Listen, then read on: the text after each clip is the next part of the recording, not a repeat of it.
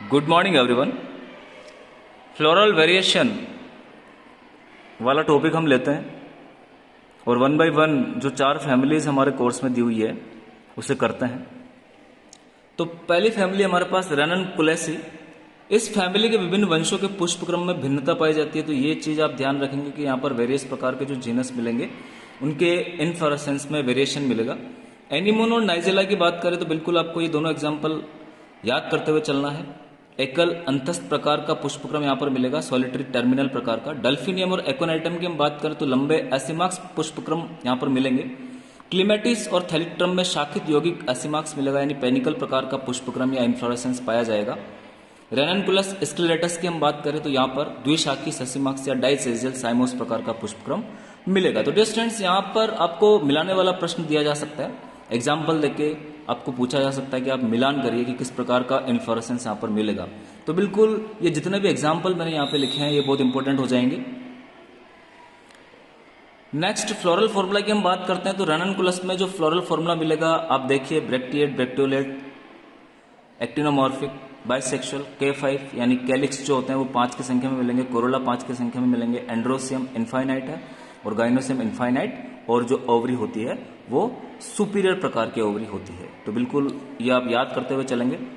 Delphinium की बात करें तो ब्रैक्टिएट, ब्रैक्टियोलेट, त्रिज्या सम्मित या एक्टिनोमॉर्फिक, बाइसेक्सुअल, उभयलिंगी पुष्प मिलेंगे, K5, C4 और ब्रैकेट में हमने 4 को लिखा है, यानी यहाँ पर जो कोरोला होते हैं वो यूनाइटेड होते हैं, A15 और G1 मोनोकार्पलरी ओवरी है और सुपीरियर ओवरी मिलेगी।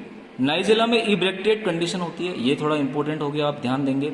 और बाकी के जो गुण धर्म है वो आप देखिए, त्रिज्या सम्मित होता है, उभयलिंगी होता है, K5, C0, कोरोला 0 की संख्या में है, A इनफाइनाइट, G सुपीरियर है और 5 to 12 है और संयुक्तांडपी है। बिल्कुल हमने ब्रैकेट में यहाँ पर इसे बंद किया है, तो ये भी आप ध्यान रखेंगे। पंचकोष्ठी या जो गाइनोसियम है वो 5 to 12 लोक्यूलर वाला यहाँ पर मिलेगा।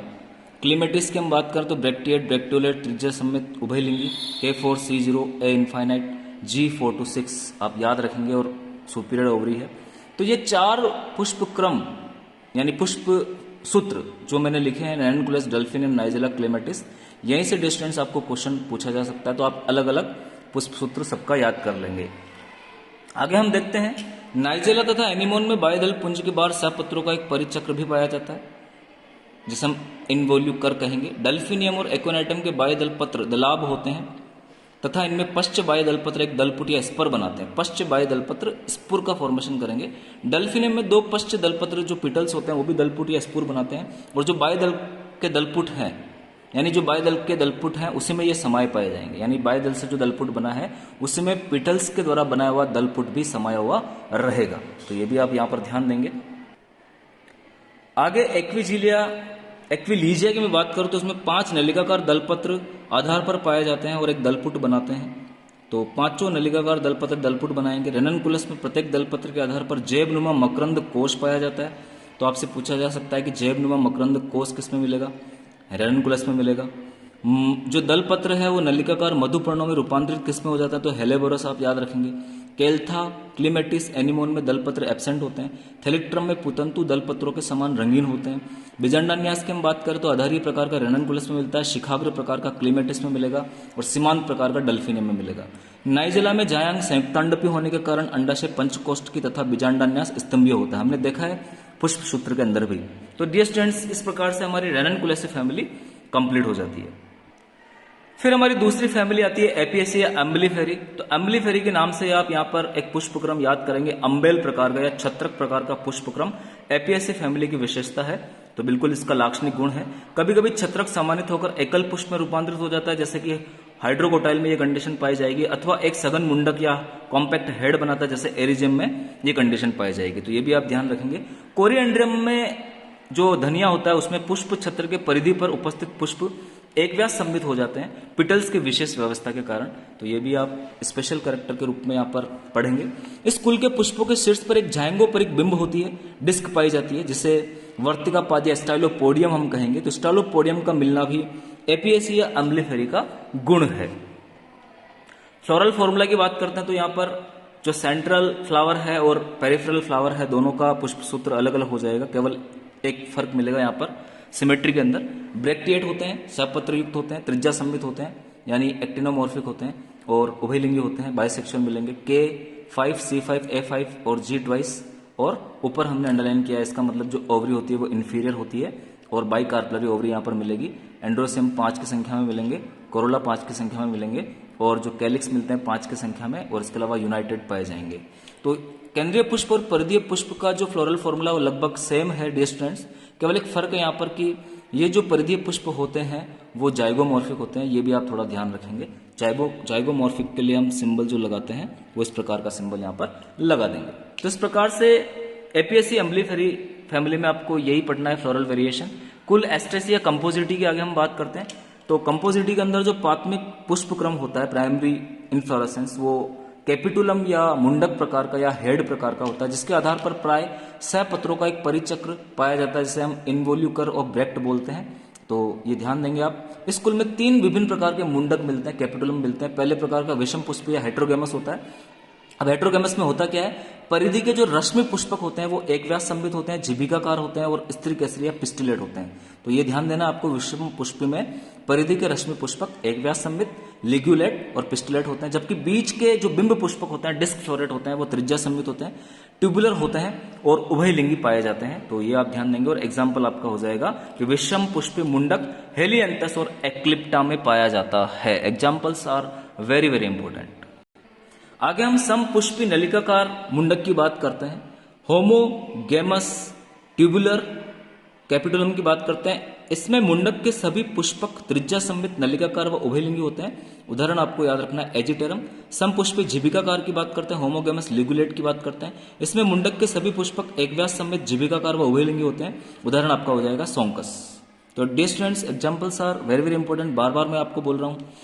फिर पुष्प की जो विशेषता है वो यहाँ पर सहपत्री, अवरंती, पंचभागी, परिजायंगी या एपिगाइनस कंडीशन लिए हुए होते हैं। बाईदलपुंज, कैलिक्स प्राय रोमगुच्छ पेपस में परिवर्तित हो जाता है। तो ये पेपस आप यहाँ पर याद रखेंगे, बहुत इंपॉर्टेंट कैरेक्टर है इसका। पेपस किस में पाए जाते हैं तो वो आप ध्यान देंगे कि पेपस जो मिलेंगे वो आपके एपीएसी फैमिली में पाए जाएंगे। एपीएसी क्या, कंपोजिटी या एस्ट्रेसी फैमिली में पाए जाएंगे। तो ये आप ध्यान देंगे थोड़ा सा। पेपस या रोमगुच्छ का मिलना कौन सी फैमिली का विशिष्ट कैरेक्टर है, तो पेपस या रोमगुच्छ का मिलना आपका कंपोजिटी या एस्ट्रेसी फैमिली का विशिष्ट कैरेक्टर है, ये आप ध्यान देंगे। साथ ही आप ये चीज भी ध्यान रखेंगे कि सीजस बैकिया में बाह्य दलपुंज अनुपस्थित होता है। एक एग्जांपल है सीजस बैकिया एस्ट्रेसी कंपोजिटी का, जिसमें बाह्य दलपुंज अनुपस्थित पाए जाते हैं। तो बिल्कुल पेपस वाला प्रश्न भी आरपीसी के अंदर पूछा गया है कि कौन सी फैमिली में रोमगुच्छ पाए जाएंगे, तो एस्ट्रेसी कंपोजिटी आप याद रखेंगे। यहाँ पर 2 प्रकार के पुष्पक मिलते हैं, रे फ्लोरेट्स और डिस्क फ्लोरेट। रश्मि पुष्पक की हम बात करें तो ये ब्रैक्टिएट होते हैं, सपत्र युक्त होते हैं, जाइगोमॉर्फिक होते हैं, और फीमेल यहाँ पर मिलेगी यानी यूनिसेक्सुअलिटी मिलती है, इसे हम न्यूट्रल भी कहेंगे। के पेपस यानी रोमगुच्छ पाए जाते हैं, कैलिक्स में पेपस मिलेंगे। कोरोला की हम बात करें तो 2/3 और 0/5 की संख्या में होते हैं। A0 है यहाँ पर, और हमने कोरोला और एंड्रोसियम को ऊपर अंडरलाइन से दिखाया। इसका मतलब यहाँ पर जो कंडीशन मिलती है वो दल लग्न कंडीशन पाई जाती है, जिसे हम इपिपेटलस कंडीशन कहेंगे। और जो ओवरी यहाँ पर होती है वो सुपीरियर नहीं होकर इन्फीरियर पाई जाती है और बाई कार्पलरी होती है। बिल्कुल आप ये रश्मि पुष्पक के लिए याद रखेंगे। डिस्क फ्लोरेट की हम बात करें तो ब्रैक्टिएट, एक्टिनोमॉर्फिक, बाइसेक्सुअल, के पेपस, C5, A5 और यूनाइटेड भी है दोनों। और इसके अलावा ये एपिपेटलस कंडीशन लिए हुए हैं।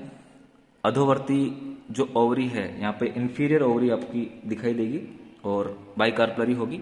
यहाँ एंड्रोसियम युक्त कोशी होता है, ये आप ध्यान देंगे। एंड्रोसियम जो है युक्त कोशी है, बिल्कुल हमने यहाँ पर कंडीशन देखी है, जिसे हम सिनजेनेसियस कंडीशन भी बोलते हैं। और एपिपेटलस कंडीशन लिए हुए हैं, पुंकेसरों से निर्मित है।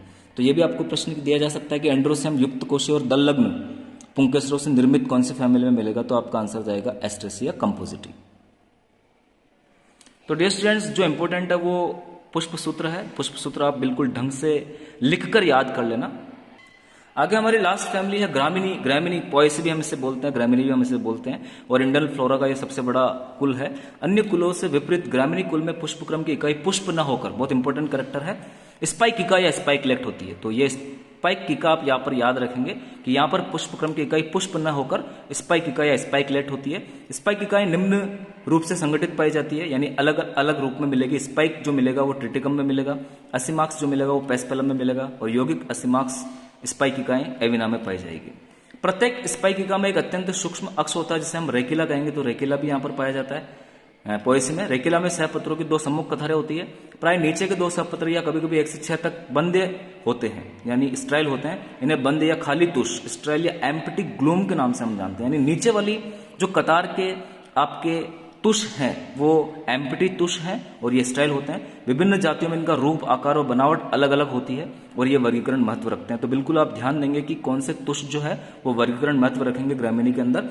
खाली तुषों के ऊपर 1 से 50 तक फर्टाइल तुष पाए जाएंगे या फ्लोरल ग्लूम हम इन्हें बोल देंगे, और इन्हें प्रमेयिका या लेमा नाम भी दिया गया है। तो ये भी आप ध्यान देंगे कि प्रमेयिका या लेमा किसमें पाई जाती है। रेकिला व प्रमेगा के बीच एक झिल्ली में द्विशिरीय बाइनर्व्ड या द्विनखरीय बाइकील्ड संरचना और पाई जाती है, जिसे हम शल्किका कहेंगे, पेलिया कहेंगे। और शल्किका जो है वो आकृतिक रूप से सहपत्रिका का ही मॉडिफिकेशन होता है। इस कुल में एक और विशेषता मिलती है कि यहाँ पर पेरियंत पाए जाते हैं, परिदल पुंज पाए जाते हैं, तो ये भी आप ध्यान देंगे। और पोएसी के ये परिदल पुंज जो होते हैं वो रिड्यूस्ड होते हैं, सम्मानित होते हैं, जिन्हें हम लोडिक्यूल्स के नाम से जानेंगे। तो फिर से इंपॉर्टेंट कैरेक्टर है कि लोडिक्यूल्स जो है वो पोएसी में मिलेंगे। ये अग्र पार्श्व में विन्यासित होते हैं, लेकिन बेम्बूसा एक ऐसा एग्जाम्पल है, ऐसा जीनस है जिसमें पोस्टीरियर लोडिक्यूल्स भी पाए जाते हैं। पुष्प सूत्र फिर से इंपॉर्टेंट है, ब्रैक्टिएट, जाइगोमॉर्फिक, बाइसेक्सुअल, P2 यानी पेरियंत 2 की संख्या में मिलते हैं, एंड्रोसियम 3 की संख्या में मिलेंगे और गाइनोसियम 1, और जो ओवरी होती है वो सुपीरियर ओवरी के रूप में यहाँ पर पाई जाएगी। तो ये पुष्प सूत्र फ्लोरल फॉर्मूला फिर से इंपॉर्टेंट हो जाएगा। कुछ एग्जांपल्स है बेम्बूसा ओराइजा, उसमें पुंकेसर 3-3 के 2 एकांतर चक्रों में व्यवस्थित होते हैं। स्पेशल एग्जांपल है यूनियोला में केवल एक ही पुंकेसर पाया जाता है। पोएसी का एक एग्जांपल है यूनियोला, ओनली 1 पुंकेसर लिए हुए होता है जो अग्र स्थिति में लगा रहता है। और कुछ जातियों में जैसे पेरियना में पुंकेसरों की संख्या असंख्य हो सकती है। तो डियर स्टूडेंट्स, इस प्रकार से ये हमारी जो फ्लोरल वेरिएशन है फैमिलीज का वो कंप्लीट हो जाता है। तो ये वीडियो आप लोगों के लिए काफ़ी इंपॉर्टेंट होने वाला है, आप लोग अच्छे से इसे देखिए। आगे हम और भी जो टॉपिक्स हैं, डिफ़िकल्ट टॉपिक्स, उनकी बात करेंगे। नेक्स्ट वीडियो में मैं जो इकोनॉमिक बॉटनी है उस वीडियो को बनाने की कोशिश करूँगा। आप सभी का बहुत बहुत धन्यवाद।